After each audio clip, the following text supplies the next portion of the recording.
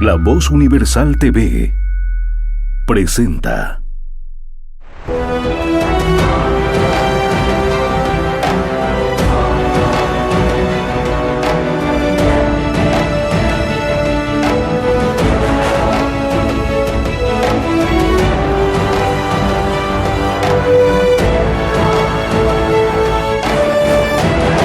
Educa COVID-19 con Daniel Pasquier. Todo el mundo especula que si esto se va a acabar en un día, en una semana, en un mes, no sabemos cuándo. Entonces hay que estar protegiéndose, cuidándose, como si fuera el primer día. Y esto quiero remacharlo, recordarlo, subrayarlo. No estamos todavía en el punto más grave.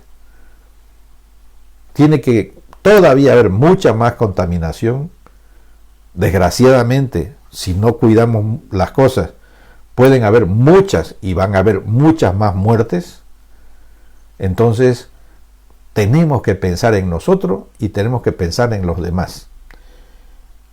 Cuando digo nosotros, es pues nuestra familia, son pues los cercanos, son nuestros amigos, a lo mejor son nuestros socios, a lo mejor es mi patrón, etcétera.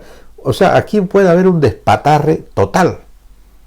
¿Qué tal si se muere el jefe de la empresa o el dueño de la empresa? ¿Cómo queda la empresa? ¿Quién la va a seguir? Hasta que todo eso se organice, ¿cómo quedo yo de empleado? ¿A quién voy a recurrir?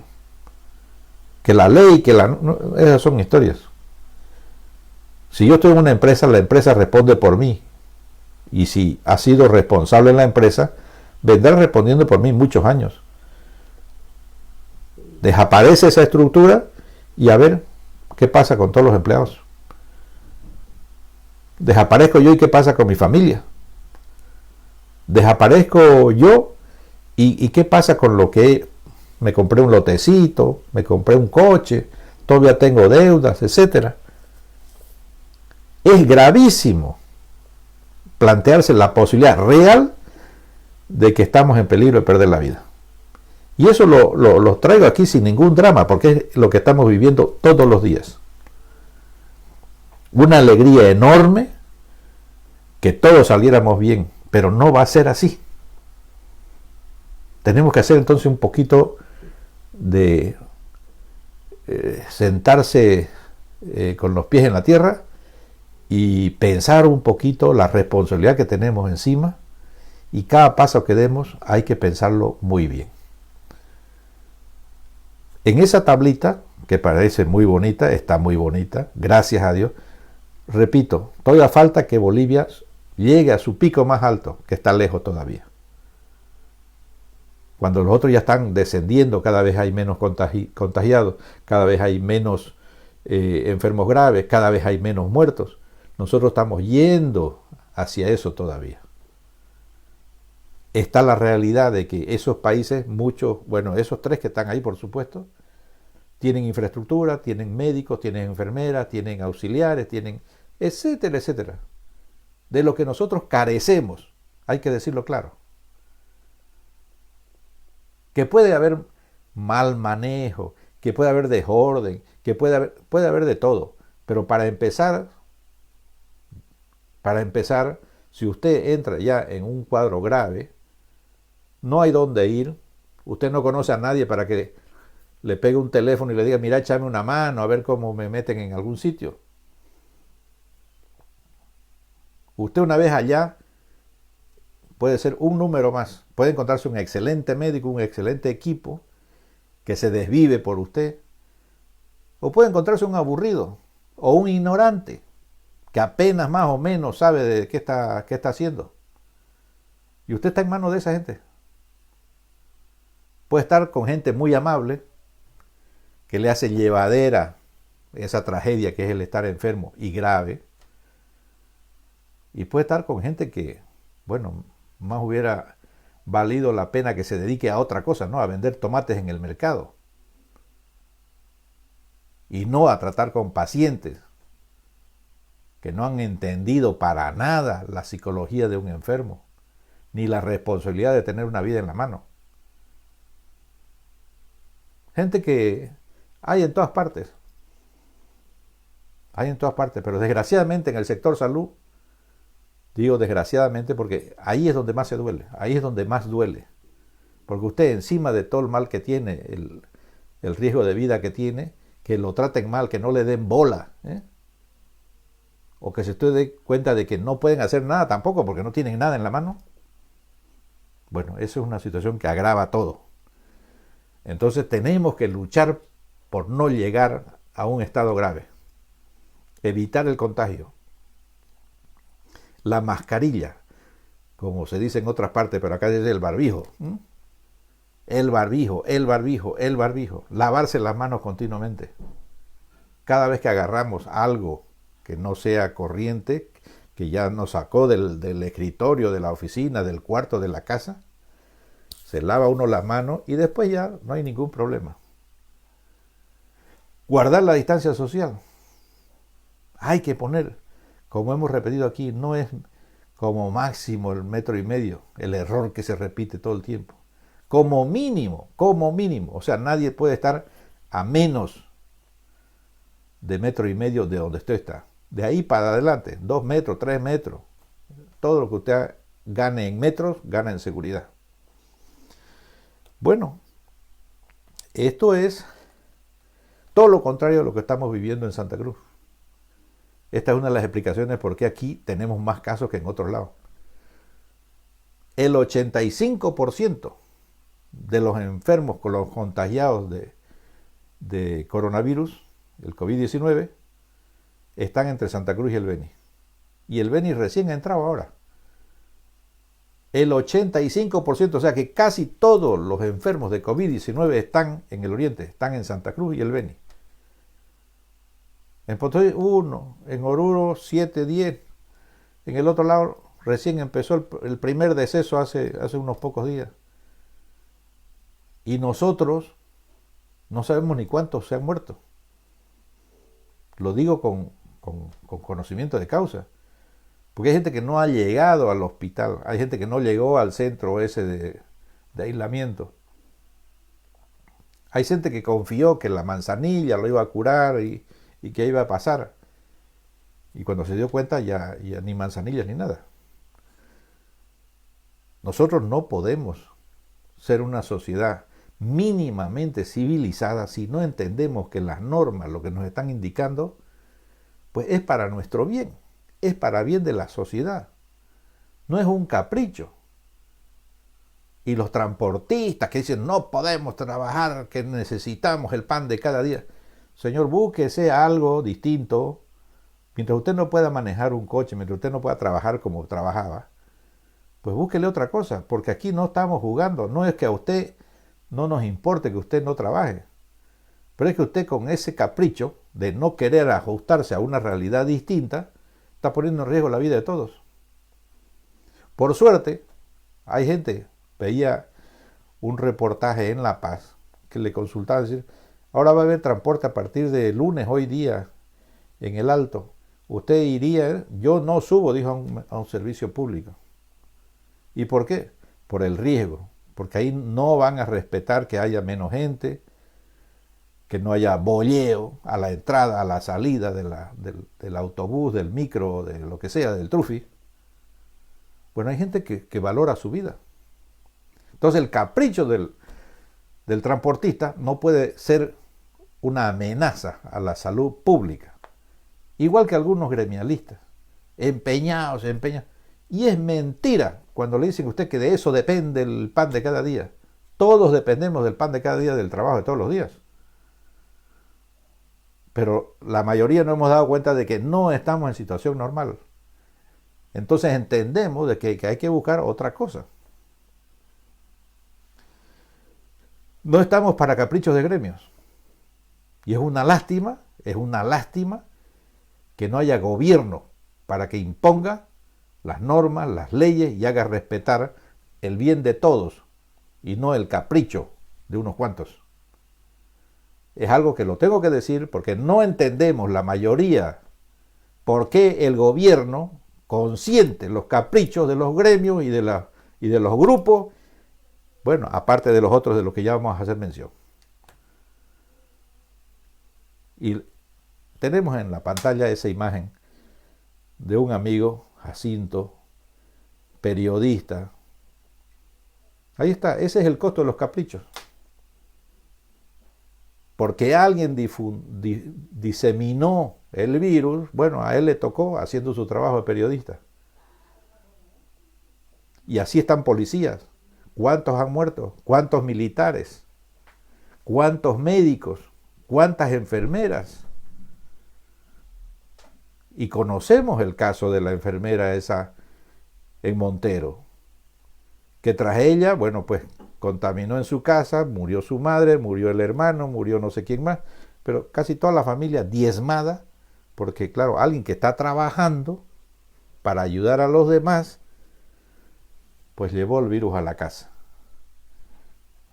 Mientras que a esos otros, que solo les importa lo que dicen ellos, mentira, el pan de cada día, bueno, pues no les importa diseminar el virus por todos lados. Es hora de que haya gobierno, de que se note que el gobierno está al lado de la ciudadanía normal, del ciudadano normal, y no al servicio de los criminales, de los que quieren, por encima de todo, hacer su capricho. En una sociedad normal, los criminales o están muertos o están presos. No están imponiendo sus caprichos.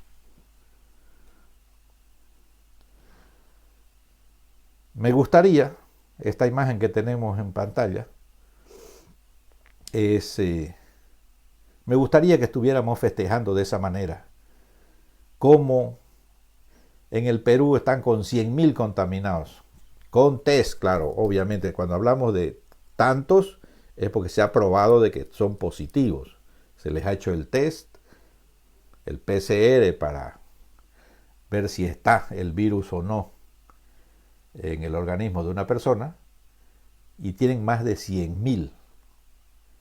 Pero mire usted, ¿no?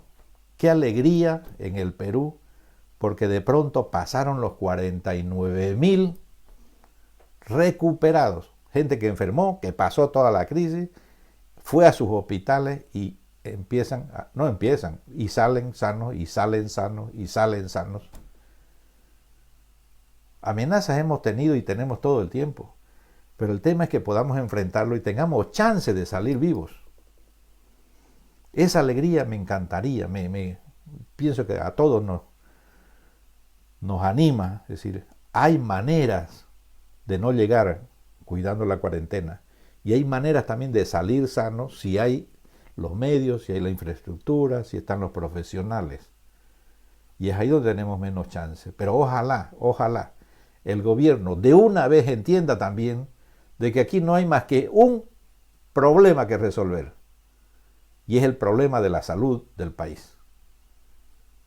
No es estar al capricho de los políticos, a ver si va a haber elecciones, no va a haber elecciones, que no vengan aquí con rosarios y aguas benditas. Porque no es cuestión de rosarios ni agua bendita, es cuestión de entender. Si usted dice que es religioso, si usted dice que es, qué sé yo, creyente, ¿no? Pues entonces piense que lo primero es cuidar la salud de la gente, salvarles la vida. Después hable usted de sus ambiciones personales, sus intereses, todo lo que haya pensado usted para llegar al poder y no sé qué ir a hacer en el poder. ¿Qué va a hacer en el poder? Si ahorita la gente lo que necesita es que le den los medios para arriesgar cuanto menos su vida y la de los suyos. Ojalá estemos, veía con alegría también en Aragón, el Hospital Clínico de Aragón, en España, despidiendo al último enfermo de COVID-19 que entró al hospital. De 77 años, don Gregorio, saliendo, pom. ¡Qué alegría! 2 meses y medio luchando en ese hospital y al final todos afuera, hasta el último, don Gregorio, 77 años, sanito, a la calle.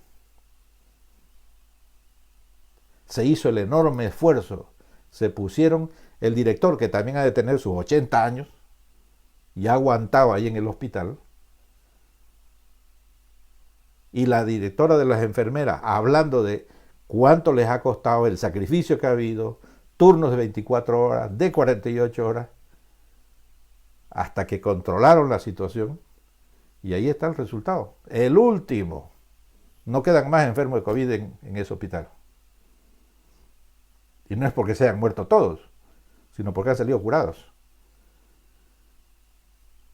Esa empatía, esa simpatía, esa conmiseración, ese tener en cuenta al paciente, ojalá se pudiera también, como la vacuna, inyectar en todos los profesionales de la salud, y que todos, no solamente la mayoría, unos cuantos, estén preocupados por el tema de la salud, que les importe la vida de los demás, que no estén por el sueldo, que no estén ahí porque ganaron un concursito, no sé qué.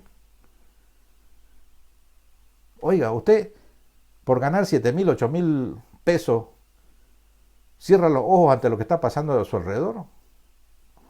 Es un crimen. Y tarde o temprano, en su conciencia, usted sabrá pues cómo va a responder a eso. Hay mucho que corregir acá y mucho que hacer mejor. Nos duele como bolivianos ver esa polémica política, esa intriga permanente. ¿Qué tiene que decir el absoluto imbécil ese del político frente a un tipo que tiene todo el conocimiento sobre biología molecular y que está en el grupo de asesores al gobierno? ¿Qué tiene que decir ese tipo que probablemente no sabe ni leer una ley, por lo menos para interpretarla? Ahí anunciando que demanda al uno y que le exigen el que renuncie el otro. ¿Qué candidato en el país puede demostrar más conocimiento que el comité ese científico que asesora al gobierno? Pero si la mayoría son una tropa de ignorantes. Pero ignorantes no de que no saben sumar, que no saben nada. De verdad que es una de las cosas que creo que está haciendo más daño en el país, es el manejo, la injerencia política en el tema de la lucha por la vida que está desarrollando este país. Los bolivianos tratando de sobrevivir y ellos intentando ser ministros, ser diputados, el otro ser presidente, el otro... Tropa de ignorantes, pillos. Ya los conocemos a todos. No tienen ninguna solución para este problema y no dejan trabajar. Tampoco estoy defendiendo a ningún político en particular, pero dejen trabajar. Lo he dicho en otra ocasión. No he oído más que a uno de esos, que además tiene el 1% de los electores, proponiendo alguna cosa para hacer en esta campaña contra el COVID-19. El resto no dice nada. Oiga, si usted fuera elegido mañana, tendría que sentarse y decir, ¿ahora qué hago? Bueno, pues si tiene alguna idea, pues dígalo ya, antes que se mueran más bolivianos. ¿O qué va a esperar? ¿Gobernar sobre los dos que queden? No es honesto, no es ético. La política está, de alguna manera, haciéndose responsable de los muertos, de los sufrimientos, de todos los afectados por esta pandemia en el país. Estoy seguro que nadie va a pagar el pato, porque así es este país. Llevamos años y años, cientos de años, haciendo lo mismo, irresponsablemente. Repito, gente que no tiene la más remota idea en qué consiste una pandemia o un virus. Oiga, hablan hasta las bacterias, hablan como si fuera lo mismo una bacteria que un virus. Eso para una persona que tiene mínimo conocimiento de biología es para volverlo al kinder.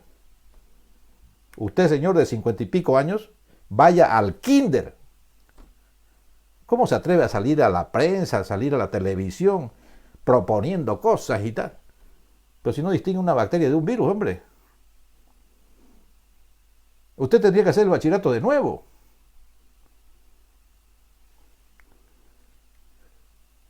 Bueno, entrando un poquito ya, vamos a quitarnos los aspectos que nos calientan más en el país ahora mismo, porque es indignante cómo se interfiere la poca o mucha política de salud que existe con los medios que hayan, etcétera, etcétera. Bueno, sale de pronto una noticia por la prensa, etcétera, ¿no? que la quinina, la cloroquina, la hidroxicloroquina, ¿no?, pues no sirve para el tratamiento del COVID. Bueno, esto hay que decirlo. No hay nada definitivo para curar el COVID. No hay nada en ninguna parte del mundo. Descubierta por lo menos, a lo mejor por ahí está y nadie lo ha pillado todavía, ¿no? Se trabaja intensamente por buscar una cura. Pero no nos tiene que alegrar el decir, tal cosa no sirve ya, cuando era una pequeña esperanza. Bueno, en una revista de mucho prestigio, The Lancet, una revista médica, se publica, bueno, carácter, se me está yendo el tiempo, ¿no? Esto es Educa COVID-19, un programa pensado para que nos aclaremos un poquito criterios sobre qué es lo que tenemos que manejar para conducirnos por un camino de cierta seguridad, de cierta esperanza en el manejo del COVID. Entonces, voy a hacer muy corto estos comentarios. No hay nada que cure el COVID así. Es decir, tomo esto y me curo. No hay. Entonces hay que recurrir a todo lo que más o menos se ha visto, se ha coincidido en que sirve para algo. Los derivados de la quinina, de la quina, de la cloroquina, de la hidroxicloroquina, etc., han sido muy útiles. Han salvado miles y miles de vidas. Lo que se ha descubierto y lo que se publica es que tiene mayor riesgo de alteraciones cardíacas en la conducción de los impulsos para mantener el ritmo cardíaco. Lo que se ha descubierto, y con un trabajo ya serio, es de que aumenta el riesgo de arritmias, de alteraciones del ritmo cardíaco. Y muy bien, en vez del 7%, aumenta al 16%, al 28%, hay mayor riesgo. Pero eso no quiere decir de que no se puede usar, de que no sirve para nada. No, no, no. Desde el principio, cuando se habló de la hidroxicloroquina y combinándola con un antibiótico, se decía que había que hacer control electrocardiográfico, mantener observación del electro, porque se había observado ya de que habían alteraciones del ritmo. Concretamente decían, aumenta el tiempo de la QT, ya está. Lo que ha salido es un trabajo inmenso, con más de 600 hospitales comprometidos en pasar la información, de que realmente sí, los pacientes que han recibido hidroxicloroquina o cloroquina, y más todavía combinados con un antibiótico como la citromida, pues tienen más riesgo de arritmias. Y por supuesto han habido casos de muerte por ese motivo. Pero ojo, el trabajo no dice de que no se use, de que esté prohibido o que sea dañino, no. Advierte de un riesgo que ya está probado. Aumenta el riesgo de las arritmias. Punto. Entonces no es para que de pronto en la prensa y en los Face y en los comentarios de WhatsApp, etcétera, etcétera, ya le echen la maldición a lo que durante casi 2 meses ha sido la única esperanza para manejar el caso del COVID-19. después han aparecido otro y otro y otro y otro, bueno, pero el que se ha mantenido más y se sigue manteniendo es la hidroxicloroquina con antibióticos, dependiendo de cuál es el cuadro a nivel pulmonar, que es la afectación mayor que hace el COVID-19 a nivel pulmonar. Pero una neumonía no es de un solo, no es solo del virus, sino que se combina con otra. Ahí ya entran bacterias, entra de todo. Y entonces depende, ese es el criterio del médico que está cerca o de los médicos que están tratando a ese paciente para definir qué conviene, qué no conviene darle. Pero no es, esto sirve, esto no sirve. No, no es así la cosa.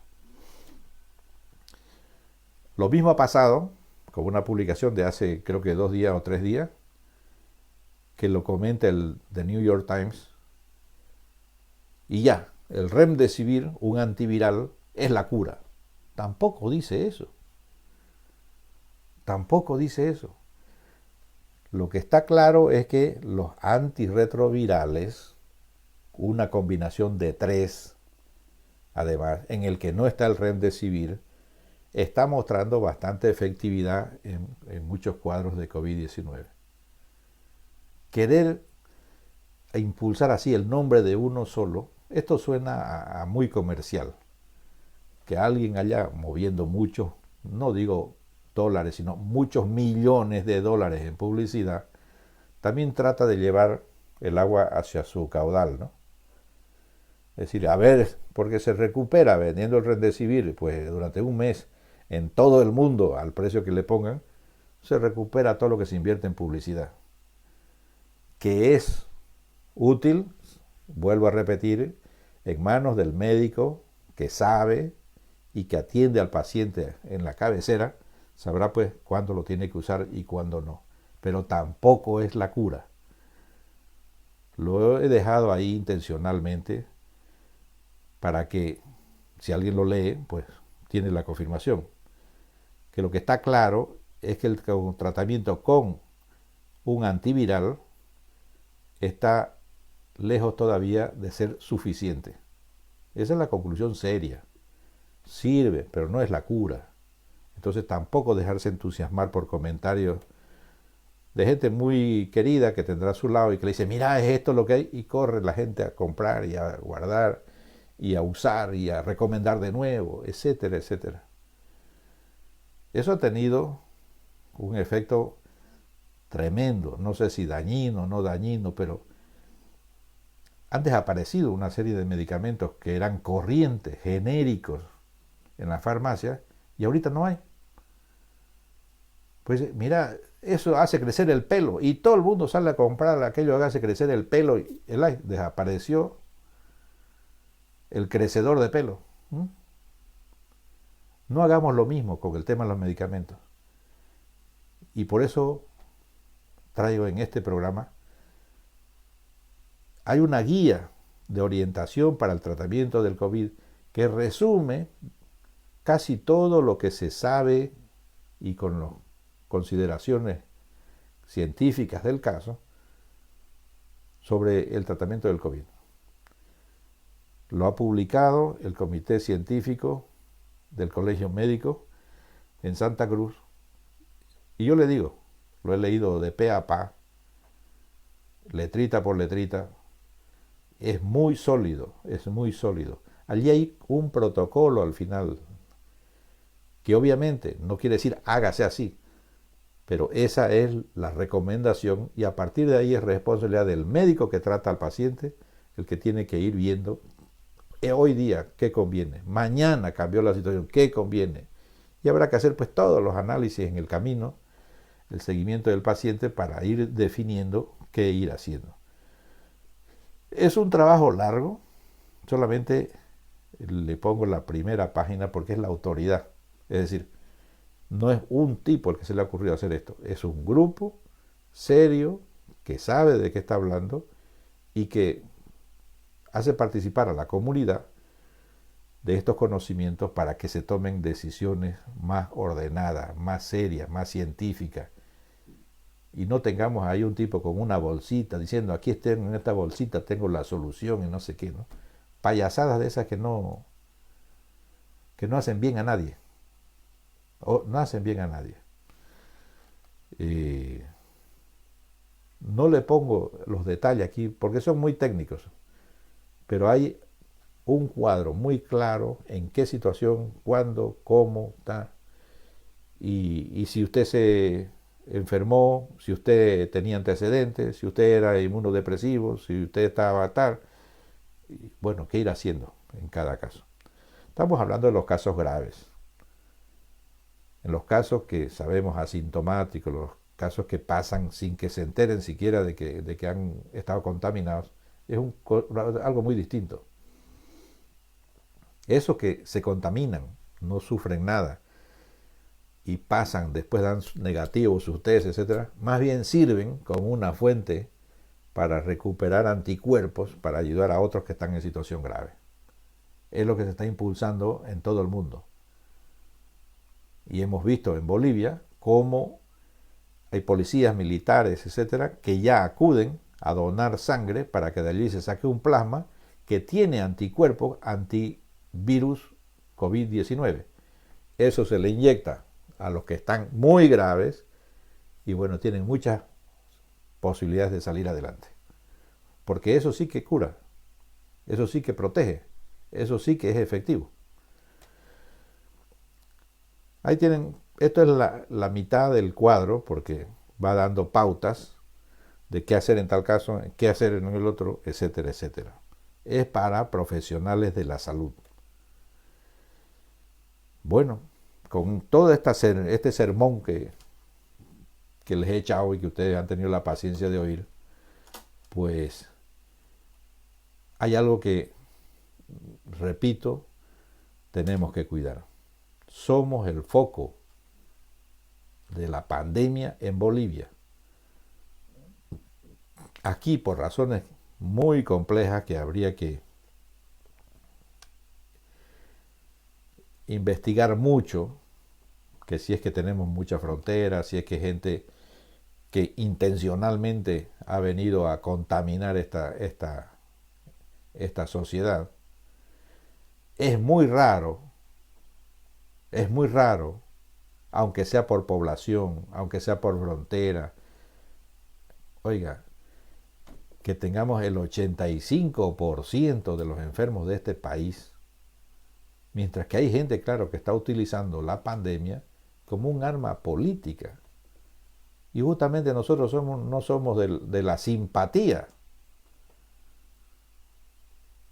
de estos criminales, de estos que están utilizando la salud para hacer sus campañas políticas.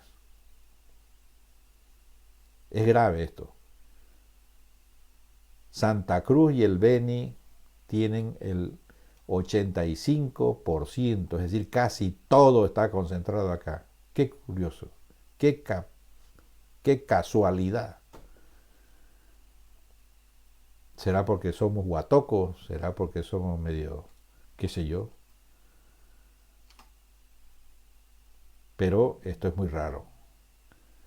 Lo que nos queda a los cruceños, a los venianos, es protegernos, es ayudarnos, es pensar en los demás. Me decía un gran amigo y un gran líder boliviano, y se me quedó muy grabado, y me prometí repetirlo. Es la hora de que nos demos la mano. Olvidarnos de las diferencias, de las, qué sé yo, rencillas antiguas, de qué color somos, de qué etnia somos. Pero es el momento de que nos demos la mano. Porque con pequeñas cosas, llevar el barbijo, lavarnos permanentemente, cubrirnos los ojos, es importante. Igual que la mucosa de la nariz, de la boca, también a través de la conjuntiva. Nos entra el virus. Gafas, barbijo, lavarse las manos y mantener la distancia. Con eso casi, lo he dicho en otra ocasión, apuesta uno $100 contra un guineo, usted no se va a contaminar. Si no tiene gente contaminada cerca, si usted no se expone a hablar con un tipo que no tiene barbijo, si usted no va sin barbijo hablándole a los demás, etcétera. La cosa es sencilla. Se ha visto aquí, se ha visto en otros lados. Y la gente que no ha cuidado eso, un ejemplo, Miami. Estaban encerrados, tenían poca contaminación, poco contagio. Querían salir a los restaurantes, a la playa y no sé qué. Salieron. Y en menos de 2-3 semanas habían superado los 2.000 muertos. Ahorita están creo que por los 5.000 ya. Bueno, es que si no hacemos caso a las recomendaciones sencillas, esto no va a parar. Irresponsablemente las autoridades tendrán que decirnos nomás, oiga, quédese en su casa y quédese en su casa y quédese. Nos están diciendo, oiga, sálvese, no se exponga. Están cuidando nuestra salud, están cuidando nuestra vida. Y hay que dejarle que los técnicos que, me imagino, están detrás de lo que hablan ya los políticos que están en gobierno, pues no, se mantiene la cuarentena una semana más, se mantiene otra semana, ahora salen estos pero no salen estos otros, etcétera, etcétera. Se está haciendo algo a favor de nuestra salud, no es por hacernos daño. Y los que sí quieren hacernos daño, lo que dicen, salgan, no, aquí no pasa nada, que esto es un invento, esto es mentira. Hay realidades y hay ficciones, hay sueños, y hay mentiras. Tenemos que manejarnos con las cosas reales. Esos 200 y tantos, que serán 300 y Dios no quiera, pero serán 400 y 500 cruceños, bolivianos, que se van por las razones que sean que hemos estado mencionando, no lo vamos a recuperar. Y el daño que dejan a la sociedad boliviana, al país, es incalculable. No está exento nadie. Mañana la presidenta se muere. Y, imagínense, bueno, se murió uno, pasa la estadística, sale cualquiera a decir, hoy hay muertos 321. Bueno, como si fueran 400, 500, ¿qué más da? Que diga lo que quiera. El tema es que ese uno, pues deja familias, deja negocios, deja empresas, o en el caso, como estoy mencionando, oiga, dejaría la silla del número 1 del país vacía. ¿Y qué vendría después? Vaya a saber. En menores escalas, eso es la consecuencia inmediata del desastre del COVID-19. No es un número, no es un muerto, no es, bueno, uno más para la estadística. Es todo lo que conlleva una persona que ya tiene ciertos años, tiene ciertas responsabilidades, tiene ciertos compromisos, etcétera. No quisiera que de todo este programa quede solamente la parte trágica. Tenemos muchas armas que no son la cura, pero que ayudan a salvar vidas. Y en manos de gente responsable, en manos de gente que sepa, en manos que tenga además la voluntad de servir a este país, a esta sociedad, a estos sus conciudadanos, pues se salvará mucha gente. De lo contrario, seguiremos lamentando y lamentando eso. Por esta semana, Educa COVID-19 le ha tratado de transmitir qué hay de cierto y qué es ese mundo de mentiras alrededor del tratamiento del COVID-19. Los espero la próxima semana. Muchas gracias. Educa COVID-19 con Daniel Pasquier.